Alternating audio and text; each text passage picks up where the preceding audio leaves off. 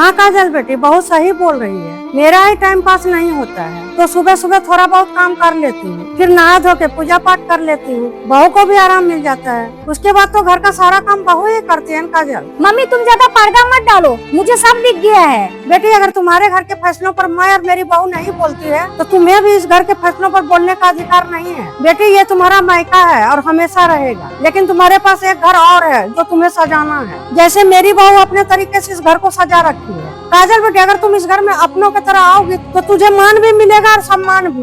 Mummy मैं समझ गई, लेकिन एक बहू की नजर में एक सास कभी माँ नहीं बन सकती है, याद रखना। हाँ बेटी, कोई सास नहीं चाहती है कि उसकी बहू उसकी बेटी बन के रहे। काजल बेटी अगर रोते हुए इस संसार में आती है ना तो उसे माँ गोद में उठाती है, लेकिन वही बहू जब ससुराल रोते हुए आती है तो उसे सास गले लगाती है। माँ जीवन देती है तो सास जीवन साथी देती है। माँ चलना बोलना सिखाती है समाज में, सास उठना बैठना सिखाती है। माँ अपनी बेटी को कोमल कली के तरह रखती है तो वही एक सास अपनी बहू को विशाल वृक्ष बनाती है। हर माँ अपनी बेटी को सुख में जीना सिखाती है, लेकिन सास अपनी बहू को दुख में भी जीना सिखा देती है। बेटी माँ भगवान के तरह होती है तो सास गुरु के तरह होती है। काजल बेटी बहू बनना इतना आसान नहीं है। घर में सबके साथ रहते हुए भी अकेला फील करती है। हम सबकी जरूरतों का ध्यान रखती है और खुद की बात दबा देती है। काजल बेटी बहू को बस थोड़ा सा साथ चाहिए। तुम भी तो किसी के घर की बहू हो, ज्यादातर ससुराल में वो भी नहीं मिलता है। हाँ मम्मी तुम सही कह रही हो, बेटी को मायके में ज्यादा दखल अंदाजी नहीं करना चाहिए। मैं समझ गई।